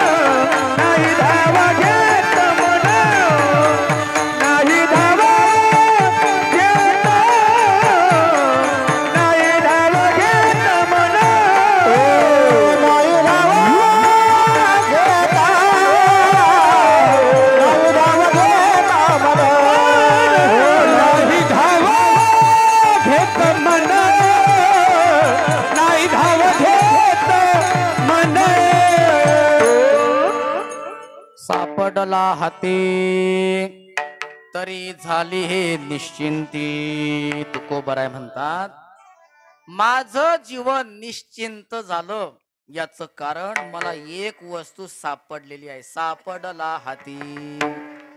काय सापडलं मला तुम्हाला? 500-500च्या नोटांचं बंडल सापडलं का? नाही नाही नाही, ते नाही सापडलं. मग काय सोन्याचे दागिने सापडले का? अहो ते नाही सापडलं. तुम्ही म्हणता मला सापडलं हाती. काय सापडलं तुम्हाला? तुकोबराय म्हणतात जे सापडल्यावर माणसाचं जीवन निश्चिंत होत ना ते मला सापडलंय. इथे तुकोबारा फक्त एवढं उत्तर देत आहेत, सापडला हाती. पण नेमकं काय सापडलं याचं उत्तर इथे नाहीये. ते उत्तर आपण गाथ्यात शोधायचं आणि मगच घरी जायचंय. आज लक्ष द्या, तुकोबाराय काय शोधण्याकरता निघाले होते हे जर आपल्याला सापडलं तर तुकोबारायांना काय सापडलं तेही सापडून जाईल. तुकोबाराय काय शोधण्याकरता निघाले होते तर तुकोबारायचं एक प्रमाण आहे. तुका म्हणे आता संग नवे भला. तुका म्हणे आता संग नवे भला. शोधित विठ्ठला जाऊ आता. शोधित विठ्ठला जाऊ आता. या संसाराचा या विकाराचा संघ चांगला नाही. याचा संघ टाकून आपण विठ्ठल परमात्म्याला शोधत जाऊया. कोणाला शोधण्याकरता निघाले होते तुकोबाराय? विठ्ठल शोधण्यासाठी निघाले होते. तो विठ्ठल तुकोबारायांना सापडला म्हणून तुकोबाराय म्हणतात तरी झाली हे निश्चिंती. सापडला. कोण सापडला? विठ्ठल सापडला. हरी आला हाता सापडला हाती. कोण सापडला? हरी सापडला. तरी झाली हे निश्चिंती. एक प्रश्न असा उद्भवतो की देव सापडण्याचा आणि जीवन निश्चिंत होण्याचा काय संबंध? जर संबंध आहे का? मनुष्य चिंता कधी करतो? जे पाहिजे ते मिळत नाही आणि जसं व्हायला पाहिजे तसं होत नाही तेव्हा मनुष्य चिंता करतो. पण महाराज म्हणतात आम्हाला चिंता करायची गरजच नाही. का? आम्हाला जे पाहिजे ते तो परमात्मा पुरवतो. तू का म्हणे आम्ही जे जे इच्छा करू ते कल्पतरू पुरविसी. कल्पतरू प्रमाणे परमात्मा सर्व पुरवत होता. आणि परमात्मा जगद्गुरु तुकोबाराय जसं जसं सांगायचं तसं व्हायचं. तुकोबाराय म्हटले अहो देवा, अहो त्या नरहरी महाराजांना थोडीशी मदत करावं. देव लगेच मदत करण्याकरता जायचे. नरहरी सोनारा घडू फुंकू लागे. चोखा मिळ्या संगी ढोरे ओढी. नामयाची जने सेवेची शेणी. धर्मा घरी पाणी वाहे झाडी. तुकोबाराय म्हणतात आम्ही जे जे सांगू ते सर्व करतो. बरं सांगितल्यावर करतो असं नाही. भक्त समागमे सर्व भावी हरी. न सांगता करी सर्व काम. सर्व काम करी न सांगता. न सांगताना आमची सर्व काम करतो तर मग आम्हाला चिंता करायची काय गरज आहे? तरी झाली हे निश्चिंती. जीवन निश्चिंत झाल्यामुळे आता माझं मन कुठेच धावत नाही. अभंगाचं दुसरं चरण. नाही धाव घेत मन. नाही धाव घेत मन. नाही धाव घेत मन. नाही धाव घेत मन. नाही धाव घेत मन. नाही धाव घेत मन. नाही धाव घेत मन. नाही धाव घेत मन. नाही धाव घेत मन.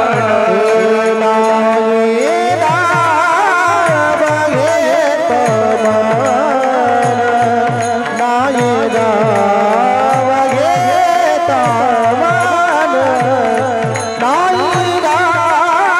घेत मन. नाही धाव घेत मन. नाही धाव घेत मन. नाही धाव घेत मन. नाही धाव घेत मन. नाही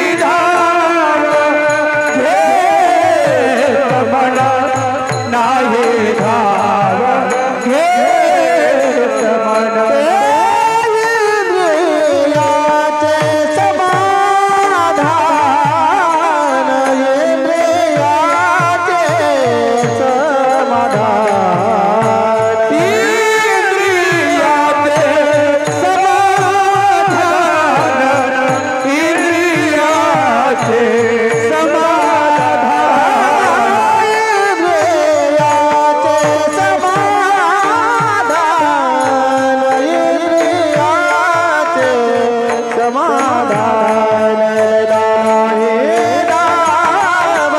घेत मन नाही राम घेत मन नाही राम घेत मन नाही राम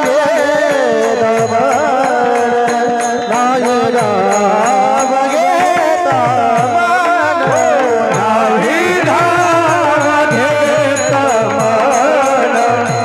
नाही राम घेत मन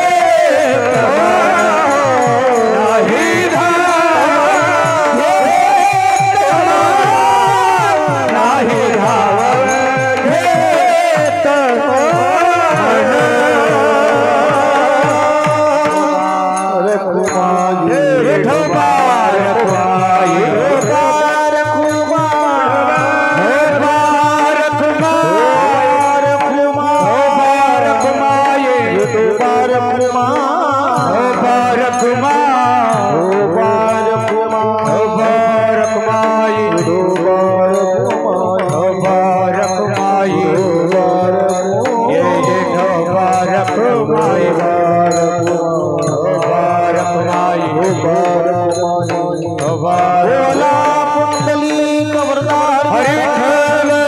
घेत नाही राम घेत भगवान की जय ज्ञानेश्वर महाराज की जय आदि शक्ति मुक्ता माई की जय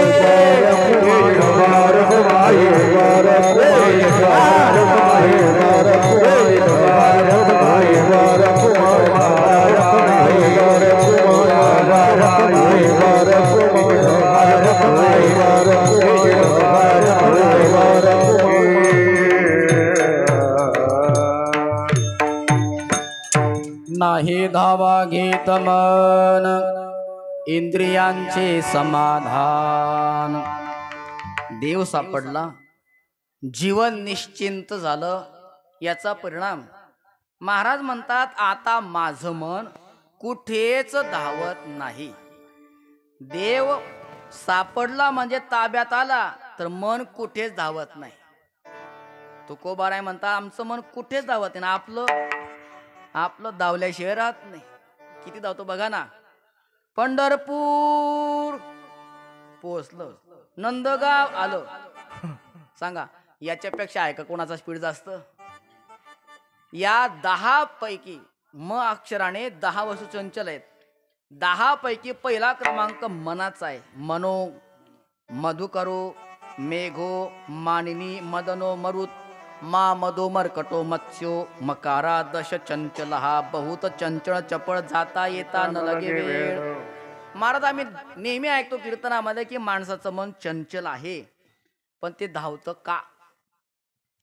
आपलं का धावतं आणि तुकोबारांचं का धावत नाही याचं विश्लेषण ऐकायचं आणि सेवा संपवायची. तुकोबाराय म्हणतात, माझं मन धावत नाही, पण आपलं का धावतं ऐका. प्राप्त विषयापेक्षा उत्कृष्ट विषय दिसला की माणसाचं मन धावतं. समजा आपण जेवण करतोय, आपल्या ताटामध्ये 2च पदार्थ आहेत, वरण आणि भात. दुसरं काहीच नाहीये. करवती बेद, वरण आणि भात. वरण भात खाता खाता खाता एखाद्याला दया आली आणि त्याने जर जिलेबी वाढली तर खरं सांगा भातात मन राहील? ते जिलेबीकडे जाईल. मी कशाकरता सांगतोय, प्राप्त विषयापेक्षा उत्कृष्ट विषय दिसला की माणसाचं मन धावतं. अजून सोपं उदाहरण सांगतो व्यवहारातलं. आमच्या माता भगिनी साडी खरेदी करण्याकरता दुकानामध्ये गेल्या. दादा चांगली भारी साडी दाखव बरं. दुकानदार असा हिम्मतवाला असतो. हिम्मतवाला का म्हटलो मी त्याला? कारण माता भगिनीला साडी घ्यायची असते 1, पण त्या दुकानदाराला दाखवायला लागतात 50. असंच आहे का नाही? कुठे गेले तरी असंच आहे. असं कधी घडलं का हो? एखादी माता एखादी भगिनी साडी खरेदी करण्याकरता गेली. दुकानदाराने पहिलीच साडी दाखवली आणि ती पहिलीच साडी पॅक करून घरी घेऊन आली. असं घडलं? आणि जर घडलं तर मला त्या महिलेचं नाव सांगा. त्या नावाची नोंदणी मला गिनीज बुकामध्ये करायची आहे.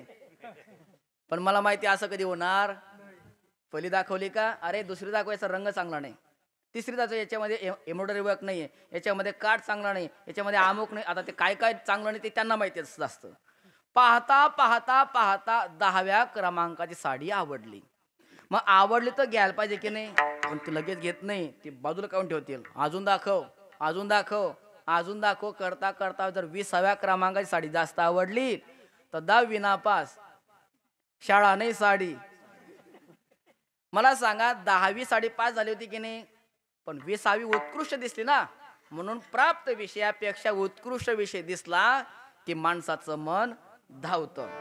मग आपलं का धावतं आपण लक्षात घेतलं. आता प्राप्त विषयापेक्षा उत्कृष्ट विषय दिसल्यामुळे माणसाचं मन धावतं. मग तुकोबारांचं का धावत नाही? विषय आहेत 5: शब्द, स्पर्श, रूप, रस आणि या 5 विषयातून मनुष्याला जो आनंद मिळतो असतो त्याला म्हणतात विषयानंद. आणि तुकोबारांना देव प्राप्त झाल्यामुळे तुकोबारांना प्राप्त होत होता ब्रह्मानंद. आता ब्रह्मानंद कुठे, विषयानंद कुठे, दोघांची तुलना होऊ शकत नाही. ब्रह्मानंद म्हणजे अमृतासारखा आहे आणि विषयानंद म्हणजे गटारीतून वाहणारं पाणी. आता मला सांगा, ज्याला दररोज अमृत प्यायला मिळतं खरोखरचं, बरं नाही तर आपण काय त्याला अमृत तुल्य ठेवतो आणि त्याला अमृत म्हणतो. नाही, खरोखरचं अमृत, ज्याला खरोखरचं अमृत प्यायला मिळतंय त्याचं मन गटारीतून वाहणाऱ्या पाण्याकडे जाईल का हो? तसं तुकोबारा म्हणतात आम्हाला ब्रह्मानंद सेवन करण्याकरता मिळतोय, तर आमचं मन तो ब्रह्मानंद सोडून तुच्छ असणाऱ्या विषयाच्या आनंदाकरता विषयाकडे धावणार का तरी कसं काय? म्हणून नाही धावा घेत मन, आमचं मन कुठेच धावत नाही. काय झालं महाराज? इंद्रियांचे समाधान, आमच्या सर्व इंद्रियांचं समाधान झालं. मग काय विशेष आहे महाराज? संसारामध्ये सुद्धा विषय इंद्रियांना क्षणभर का असेना पण तृप्त करतातच, हो मान्य आहे. पण संसारातले विषय, एक विषय फक्त एकच इंद्रियाला तृप्त करतात. पण परमार्थामध्ये एकटा परमात्मा सर्व इंद्रियांना तृप्त करतो. संसारातला एक विषय एक इंद्रिया कसं तृप्त करतात? मी उदाहरण सांगतो. आपल्या कान्हदेश प्रांतातील एक मनुष्य फिरण्याकरता कोकणामध्ये गेला. 1 महिनाभर फिरला आणि फिरून पुन्हा घरी आला. आल्यानंतर पत्नीला म्हणतो, अगं ते कोकणामध्ये महिनाभर फिरून माझं तोंड कसं मातीसारखं झालंय. त्याची पत्नी हुशार होती. ते म्हणे, काय बी सांगता तुम्ही, कोकणामध्ये फिरून तोंड काय मातीसारखं होतं का? म्हणे मग कधी होतं? म्हणे तुमचं तोंड फक्त श्रावण महिन्यातच मातीसारखं होतं म्हणे. अहो नाही नाही नाही तसं नाही म्हणे. बघा, सकाळी खायला भात, दुपारी भात आणि संध्याकाळी सुद्धा ते भात खाऊन खाऊन तोंड असं विटलंय म्हटले, अजिबात चव राहिली नाही. म्हणे मग मी काय करू? म्हणे असं कर, चांगली चमचमीत आमटी तयार कर बरं का. ठीक आहे म्हणे, करते. याने ऑर्डर दिली. मित्राला भेटण्याकरता निघून गेला. योगायोगाने याची पत्नी फार सुगरण. खरंच आमच्या माता भगिनीला म्हणावं लागेल, काही काही माता भगिनी एवढ्या सुगरण असतात, एवढ्या सुगरण असतात की त्या कोंड्यापासून मांडा तयार करून टाकतात, एवढ्या सुगरण असतात. पण काही अति शिकल्यामुळे जास्त सुगरण असतात. मग ते करायला जातात मांडा, पण होऊन जातो कोंडा. आपल्या घरी जर पाहुणे आले की नाही, भाजी चांगली व्हायला पाहिजे की नाही, मग त्याच्याकरता हा मसाला टाक, तो मसाला टाक, बरं तो टाकत नाही. मग डबेच्या डबे मसाले, पण चव नाही कसाले, चव कशाला येत नाही. पण योगायोगाने या गृहस्थाची पत्नी मात्र फार सुगरण. तिने गॅस पेटवला. गॅस चालू, लक्षात ठेवा, गॅस चालू आहे म्हणतो. पातेलं ठेवलं, त्याच्यात तेल टाकलं, जिरे मोहरी हळद टाकली, चटणी पण टाकून दिली, कांदे आणि लसूण तिने वाटून ठेवले होते. टाकायचे का? पटकन सांगा, ती पोंडे करपून जाईल. तुम्हाला बोलू ना गॅस चालू आहे असं. आणि 2-3 जण म्हणले टाका, देऊ टाकून. आता तुमची इच्छा, तर मी काल नाही म्हणू. धर्मशास्त्र सांगतं मरून जावं पण कांदा लसूण खाऊ नये, धर्मशास्त्र सांगतं. पण आरोग्यशास्त्र सांगतं अधूनमधून ते खाल्ले गेले पाहिजे, कारण धर्मशास्त्राचे नियम वेगळे आहेत, आरोग्यशास्त्राचे वेगळे आहेत. दिले, टाकले आणि चांगली चमचमीत आमटी तयार झाली. आमटी तयार झाल्यानंतर मालकाला हाक म्हणजे, अहो या पटकन. इकडे तिने काय केलं, एवढी मोठी पातेलं होतं, पातेल्यामध्ये आमटी तयार केली होती. एक पकड, सांडस म्हणतो आपण त्याला, पकडमध्ये पकडलं आणि दुसऱ्या हातामध्ये जेव्हा स्टोव असायचे, स्टोव मध्ये रॉकेल संपायचं आणि ते स्टोव मध्ये रॉकेल भरण्यासाठी आपण कशाचा वापर करायचो? काही ठिकाणी साडं म्हणतात, काही ठिकाणी नरसाडं म्हणतात, काही ठिकाणी चाडी म्हणतात. पण आपल्या खानदेशात सर्वीकडे काय आहे? जब्ब. मग एका हातामध्ये आमटीचं पातेलं आणि दुसऱ्या हातामध्ये जब्ब. मालकाला हाक म्हणे, अहो या पटकन. तो आला. म्हणे काय करू? झोपा म्हणतो मी. आते झोपा? 1 महिन्यापासून मला आमटी प्यायला भेटली, तू झोपा काय सांगते? अहो म्हण, तुम्हाला 1 महिन्यापासून आमटी प्यायला भेटली नाही ना, मग तुमच्याकरता पातेले बनवून आमटी तयार केली. तुम्ही तोंडाने पिऊन पिऊन किती पिणार आहे? 2 वाट्या 4 वाट्या 6 वाट्याने तर 10 वाट्या. म्हणे मग तुला काय विचार आहे? म्हणे झोप आता कराय जब बघायला साडलेली म्हणे. तुम्ही झोपा. हे जब मी तुमच्या कानाला लावते आणि अख्खं आमटीचं पातेलं काना करून देते. घ्या तृप्ती करून. होईल का तृप्ती? नाही होणार तृप्ती. मला सांगा आमटी आनंद देत नाही का? देते फक्त तोंडाला. कानाला बैर करून टाकेल. डोळ्यांना संसारामध्ये विषय आनंद देतात पण एकच इंद्रियाला. आमटी आनंद देते फक्त तोंडाला. अर्थात संसारातला एक विषय फक्त एकच इंद्रिय तृप्त करू शकतो. पण या परमार्थामध्ये पवित्र अशी तुळशीची माळ गळ्यात धारण करा. आळंदी पंढरपूरची नियमाने वारी करा. एकादशी सोमवारचं निष्ठेने व्रत धारण करा आणि दररोज भगवंताचं नामचिंतन करा. किती नामचिंतन करा? कमीत कमी आपण एका दिवसामध्ये म्हणजे 24 तासामध्ये जेवढे श्वास उच्छ्वास घेतो सोडतो कमीत कमी तेवढं तरी नामस्मरण झालं पाहिजे. महाराज एका दिवसामध्ये मनुष्य किती श्वास घेतो? तर एका दिवसामध्ये आपण 21,600 वेळेस श्वास घेतो. मग कमीत कमी 21,000 तरी आपलं नामस्मरण झालं पाहिजे. एवढं नामचिंतन करा की तो परमात्मा घरी बसल्या बसल्या आपल्याला त्याचं दर्शन झालं पाहिजे. येतो बैसली ये ठाया न लगती साया असं जावे वनांतरा सुखे येतो घरा. मग त्याच्याकरता काय करावं? ठाईचं बैसुनी करा एक चित्त आवडी अनंत आळवावा.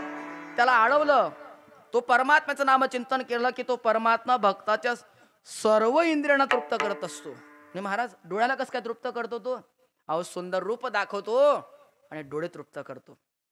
सुगंध रूपाने येतो नाक तृप्त करतो. महाराज कान कसं काय तृप्त करतो? वेणू माधुर्याने कान सुद्धा तृप्त करतो. ज्यावेळेला भगवान परमात्मा वृंदावनामध्ये वेणू वाजवायला सुरुवात करतात आणि त्या वेणूचा स्वर जेव्हा गोपिकांच्या कानावर पडतो ना, गोपिकांची काय अवस्था होते नाथ महाराज वर्णन करतात.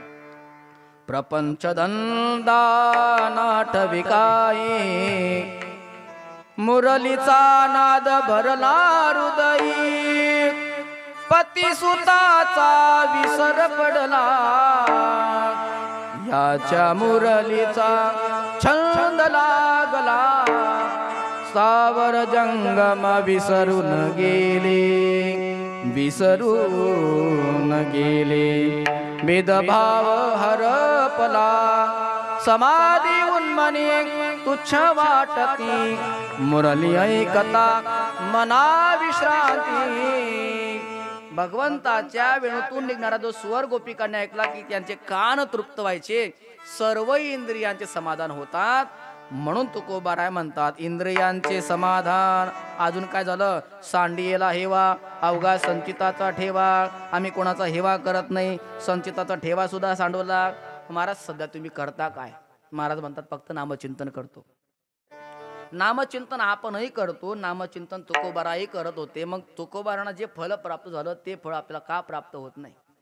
त्याचं कारण असं आहे आपण नामचिंतन करतो सकाम आणि तुकोबार नामचिंतन करत होते निष्काम. निष्काम नामचिंतनाने देव प्राप्त होतो. मला सांगा जेवढी एका दिवसामध्ये आपली बोट मोबाईलवर फिरतात ना, तेवढी बोट ज्या दिवशी माळेवर फिरतील देव दूर नाही.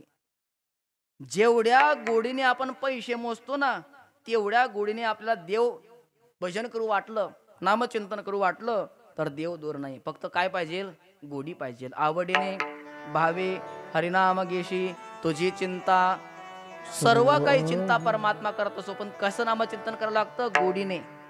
आपलं उलट आहे. आपण संसार करतो गोडीने आणि परमार्थ करतो सवडीने. सवड असली तरच कीर्तनाला येतो, सवड नसेल तर कीर्तनाला येत नाही. कारण आपला जो परमार्थ आहे तो सवडीचा आहे. पण संसार मात्र आवडीचा आणि गोडीचा आहे. तुकोबार आहे म्हणत का रे बाबा, तुम्हाला जशी संसाराची गोडी आहे तशी गोडी तुम्हाला देवाची का नाही? का रे नाही तैसी देवाची ते गोडी नागवनी सोडी पत्नी जैसी. तुकोबार आहे म्हणतात तुम्हाला तशी गोडी देवाची का नाही? का रे नाही तैशी देवाची ते गोडी. लोकांनी विचारलं असं महाराज तैशी म्हणजे कैशी? तुकोबार आहे म्हणतात नागवणी सोडी पत्नी जैसी. तुमची पत्नी तुमची एवढी फजिती करते तरी तिची तुम्हाला एवढी गोडी आहे. तशी गोडी तुम्हाला देवाची का नाही? आता कोणी म्हणे महाराज पत्नी तर मदत करते संसारामध्ये, हातभार लावते, संसाराचा गाडा आपल्यासोबत ती ओढत असते आणि ते काय फजिती करते? फजिती सांगतो आणि सेवा संपवतो. मला सांगा श्रोते मंडळी, आपण देवाच्या दरबारात बसलोय, खोटं बोलायचं नाही. पती पत्नी दोघं प्रवासाला निघाले तर खरं सांगा बॅग कोणाकडे असते? मालकाकडे. समजा 2 बॅगा असतील तर जड बॅग कोणाकडे असते? मालकाकडे. बस स्टँडला गेल्यानंतर गाडीची शोधाशोध कोण सुरू करतं? मालकच. गाडी लागल्यानंतर गाडीमध्ये जागा पकडण्याकरता कोण धावपळ करतं? मालकच करतो. बरं धावपळ करून जर एकच जागा भेटली तर कोण बसतं? धन्यवाद. कोण? मालकीन बसते ना, पत्नी बसते ना. बरं समजा 2 जागा भेटतात तर खरंच सांगा खिडकीकडे कोण बसतं? पत्नीच बसते ना. बरं समजा बाईला तहान लागली तर पाणी कोण आणतं? हा. तिला जर बोरं खावटे तर बोरं कोण आणतं? तिला जर कुरकुरे खावटे तर पॅकेट कोण आणतं? मग आता तिने बोरं खाल्ले, तिने कुरकुरे खाल्ले, वरून डसा पाणी प्याली आणि ती जर मळमळ झाली, ती जर वकली तर शेजारी कोणाला बसावं लागतं? एका ठिकाणी उदाहरण सांगत होतो, चोपदार होते, म्हणजे हे नाही दुसरे, म्हणजे त्या गावचे चोपदार. ते म्हणे महाराज ती जर वकली तर शेजारी बसावं, नाही तर कधी कधी आम्हाला पोसावं बी लागतं म्हणे. तो वारवा काय प्रामाणिक आहे तू. बरं तिथे पाहुण्याकडे गेल्यानंतर साडी कोणाला? पत्नीला. बरं अजून फजिती संपली नाही. परत येत असताना तुम्ही माझ्या नातेवाईकांशी कसं चुकीचं वागले हे ऐकत ऐकत घरी कोणाला यावं लागतं? माणसाला. सांगा कमी फजिती आहे का? मग तुकोबाराय म्हणतात पत्नी तुमची एवढी फजिती करते, तिची तुम्हाला एवढी गोडी, तशी गोडी तुम्हाला देवाची का नाही? कार्य आहे तशी देवाची ते गोडी. नागवडी सोडी पत्नी जैसी, अशी गोडी ज्या दिवशी लागेल परमात्मा आपली सर्व इच्छा पूर्ण करणार. तुकोबाराय म्हणतात नामचिंतन करतो आम्ही, पण कसं नामचिंतन करतो? कामनेचा निराश करून नामचिंतन करतो. अभंगाचं शेवटचं चरण. तुका म्हणे काम, तुका म्हणे काम, तुका म्हणे काम, तुका म्हणे काम, तुका म्हणे काम, तुका म्हणे काम, तुका म्हणे काम, तुका म्हणे काम. निरासोनी घेतो नाम, निरासोनी घेतो नाम, नाही धावा घेतो मन, नाही धावा घेत मन.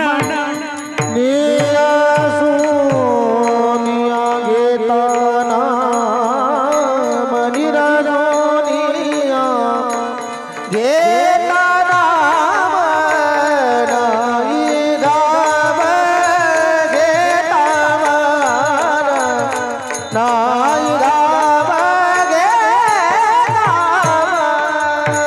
इंद्रियाचे समाधान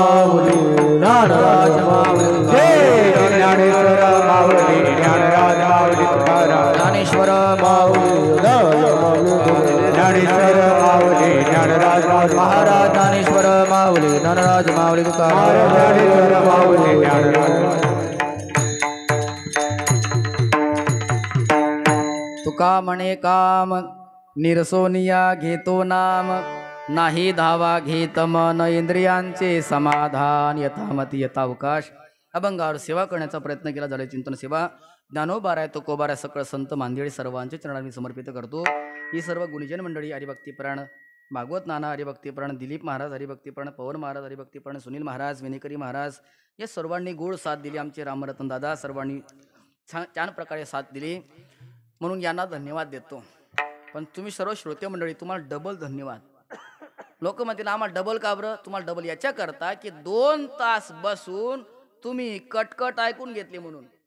करविले तैशी केली कटकट वाकडे के नीट देव जाणे. समस्त ग्रामस्थ मंडळी भाविक मंडळी यांच्या वतीने हरिभक्तीप्राण गटू दादांच्या संपर्कातून ही सेवा प्राप्त झाली आणि त्या योगे तुम्हा सर्वांच्या दर्शनाचा प्रथमच लाभ प्राप्त झाला.